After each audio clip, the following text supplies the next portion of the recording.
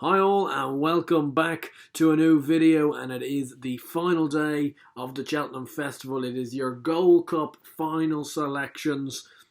It's been, obviously, I'm here on the Wednesday night. It's only been 2 days in so far, so still only halfway. And it's gone well so far.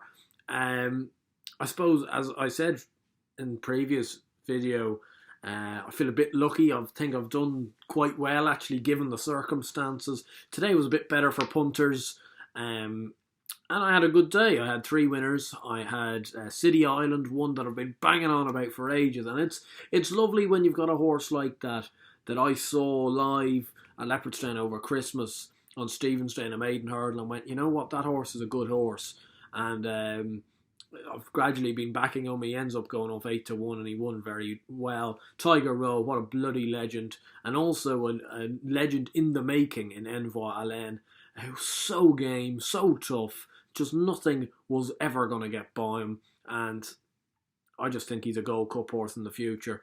I can't understand, I can't believe how Gordon Elliott has managed to get that horse to win a champion bumper. It's so not his scene, and yet he's still absolutely mopping up.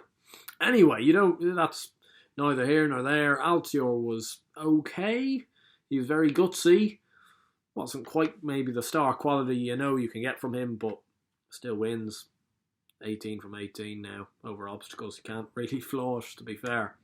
On to Friday, starting off with the Triumph Hurdle, where we all hopefully will be saluting the king, Sir Eric.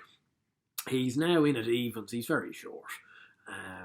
So if you're not on there, I think he's a solid favourite, to be fair. I think he'll win this race, if I'm being honest. I just can't see what's going to beat him. I've got two here at each way plays. Most of these bookies are paying out in plenty of places each way. So you might as well have a few each way options if you don't want to back an evens favourite. A lot of people will be paying 4 or 5 places on the Triumph, and I'd have Tiger Tap Tap in there at 10-1 and Core Sublime in there at 20-1. Tiger Tap Tap has been second to Sir Eric twice. Core Sublime would have won a Grade 2 over Christmas if not for falling, and then it was poor last time out, but excuses for that run. The County Hurdle is a race that Willie Mullins has done very well in the past, and at the time of the first video I put up about Whiskey Sour and Mr. Adjudicator each way at around 12-1, and Whiskey Sour is now 6-1. So he is extremely short, and it would temper my enthusiasm of backing him again, but I am on at 12, so I think he's got a great chance, and he will be one of my selections, and I can see why people have got on the bandwagon. Mr. Adjudicator is still 12-1 though, so there's probably more juice in that price, and again, in a race where you're likely to get a lot of places, I think he's got a good chance.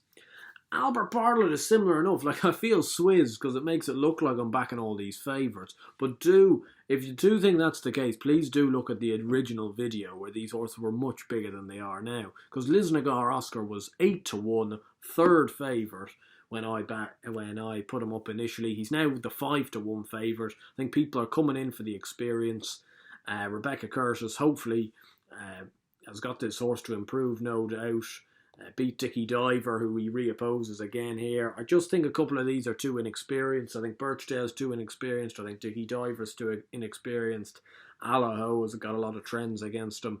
Commander of Fleet wouldn't quite be for me. And also, with all this rain that's falling, it has to fall into Darren Ross's hands. A really stout 8-year-old for Philip Dempsey and Luke Dempsey. A great father-son partnership, and hopefully they can go close with this horse. He's got a lot of things ticked in his box. And that moves us on to the Gold Cup. Who's going to win it? Native River will obviously like all this rain that's coming. However, of the top ones, I'd be going with Presenting Percy. He's just got that unknown about him. I can't really have Clan des Obeaux. I don't know why it is. I just can't take to the horse. And each way, you know who it is. It's Alboom Photo at 14-1. I'm not going to cover it up. I'm absolutely petrified about Alboom Photo because I've been going on about him for so long. And to be honest, he has every chance of tipping up at the first. But I think if he runs he's a bit like what I felt for Esport Dallin. He could run a big race and finish 5th. Wes Bardalen obviously won the champion hurdle, but it's that sort of thing. And he's only 7, so if he ran a good race and came 4th or 5th, I wouldn't be too disappointed. But obviously, you'd like him to sneak into the frame.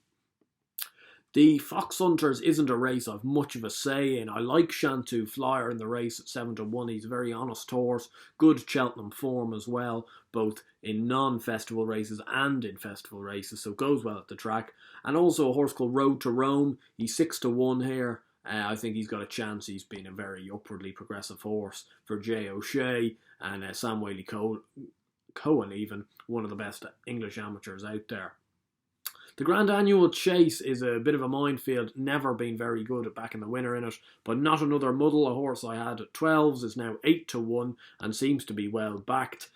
He's a well-regarded horse, quite lightly raced for his age, and should go close. And I'd have my doubts over Mind's Eyes Jumping, but if Mind's Eyes Jumping holds up, 14-1 will be a big price. This stiff track, very much likely to suit. He's probably a graded horse in a handicap. Now, I do mean a grade 2, grade 3 horse, but I could see him running well. Martin Pipe, all of my initial selections, Rhinestone and Sam's Profile, both didn't run it. Sam's Profile ran an alright race today, actually, fair play to him. Dallas Day Picked On is now 3-1. He's far too short to be backing, I think, at that price. I would like the look of Early Doors, 7-1 for Joseph O'Brien. I think he's got a good chance, but he's short enough for what he is.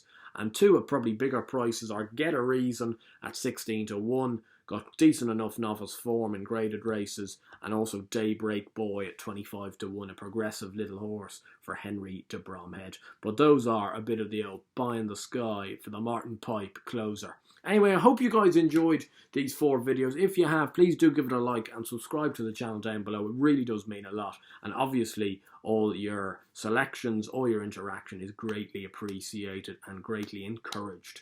Anyway, until probably I'll see you at Aintree, it's best of luck for now.